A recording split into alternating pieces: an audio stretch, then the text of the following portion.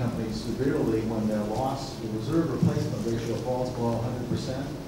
Do you agree with that? And if so, how would a carbon fee dividend program affect that? The stock market punishes fossil fuel companies. If their reserves fall below what they sell in a given year. Reserve replacement ratio. Right, Reserve replacement ratio falls below a threshold amount. I mean, it might. Oh, and you're saying, so this might be a big problem if a carbon tax causes their usable reserves to fall below a threshold, and the stock market will punish them heavily? The stock market reaction incentivizes people to drill in the Arctic Ocean, even though we have a surplus of oil in our needs now. Yeah. How would a CFD program diminish that incentive for the stock market to react that way? I don't think it would it? I mean, what we would do with a carbon fee and dividend was kind of take some of the least economical options off the table. You're increasing the cost margins for a fossil fuel company, and that means that, you know, whatever portfolio of potential investment, drilling opportunities they had, some of them come out because they're just not profitable enough. I think, I don't really know how stock markets value kind of fossil fuel companies on the basis of their reserves. So I can't really speak to that.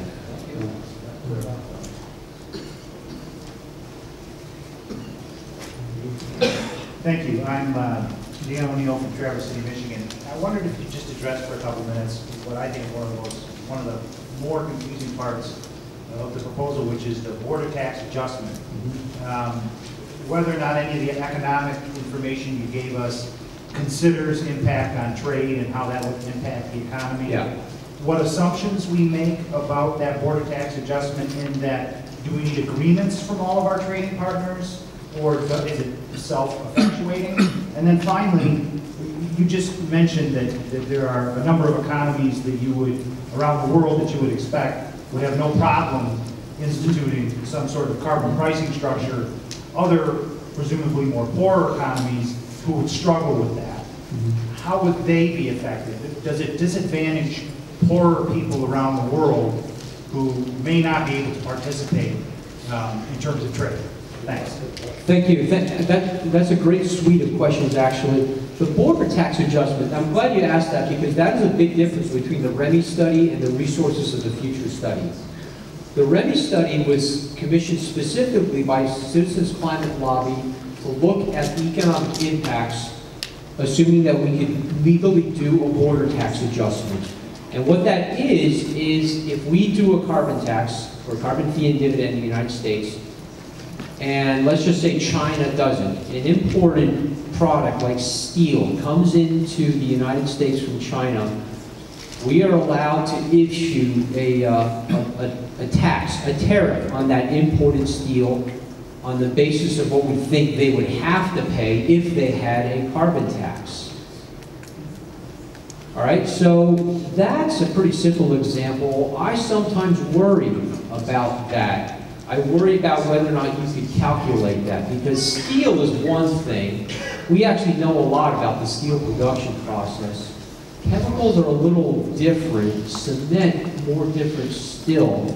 And by the way, China is much more efficient than we are and Belgium are in producing steel. So that's why they might complain. If we have a carbon tax, and we say, we're going to impose the same carbon tax on you that U.S. Steel faces, they're going to say, no, no, no, no, no. We're much more efficient than U.S. Steel, and they'd be right. So there'd be some problems with that. What I worry about is whether or not the World Trade Organization would let a border tax adjustment go. I think the answer is yes. I'm not an international trade lawyer myself. My friends who are a little wary of that. And so if you don't have a border tax adjustment, if it's kind of too hard to figure out to impute a carbon tax on a Chinese steel manufacturer and in a Korean cement manufacturer, then the WTO might say, what actually are you guys doing here? And, you know, my reading of the kind of international trade lawyers out there that I know that spend time thinking about this is that I think they think it'll probably work, but they're not by any means sure. It could be a long, drawn-out thing. And I know some really respectable trade people in Europe that said, yeah, we don't know, why don't we do it? Why don't we just try imposing a border tax adjustment on American imports into Europe and see what the WTO does? That would probably be the best way to find out what they think. The WTO does have a history of reading the politics, global politics, fairly closely. Right? So if you take the WTO as a lot of European, you know, kind of bureaucrats, I think they might be sympathetic to a border tax adjustment like the one that we're assuming exists. Resources of the future, a little more Catholic. I think they're kind of assuming an open economy and we can't kind of have a border tax. That's why those numbers you saw, those lines, blue, red, green, purple, are lower down on that graph than they were in the REMI study. For poor economies, I don't really know. But if you had Indonesia collecting a carbon tax and then giving it back, I don't know what you could say. It would have to depend on, you know, how non-corrupt the regime would have to be. Hi, my name is Scott Radershore from Boulder, Colorado. I've got two related questions. First is, if I did happen to run across a conservative in Boulder, I could use some help, because I know that the first thing they're going to say is, well, this tax, this fee, is going to cause the price of everything to go out of control, and gas will be unaffordable, food will skyrocket. At $15 a ton, what does that really do? 15 cents a gallon.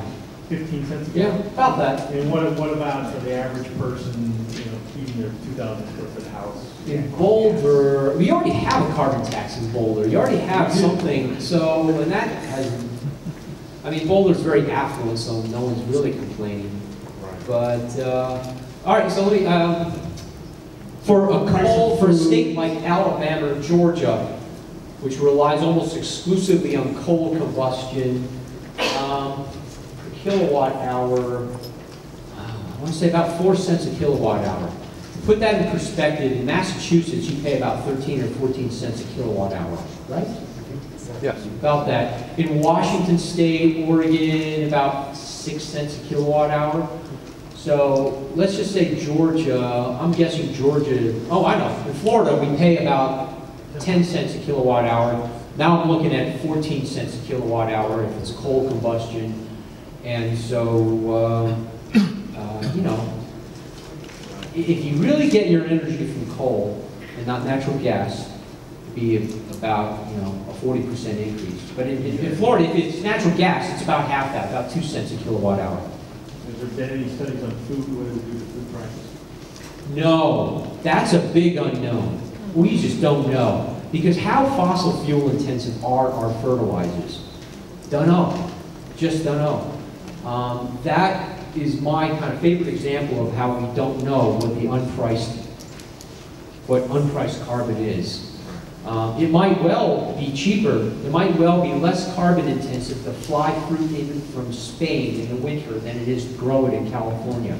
That's how fossil fuel intensive our fertilizer could be.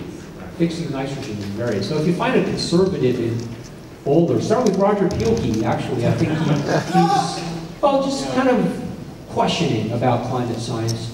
I think you would say, you know, 15 cents a gallon or $15 a ton, about a penny a gallon per dollar of ton of carbon dioxide, and about, for coal-fired utilities, for coal-fired energy, about 4 cents a kilowatt hour.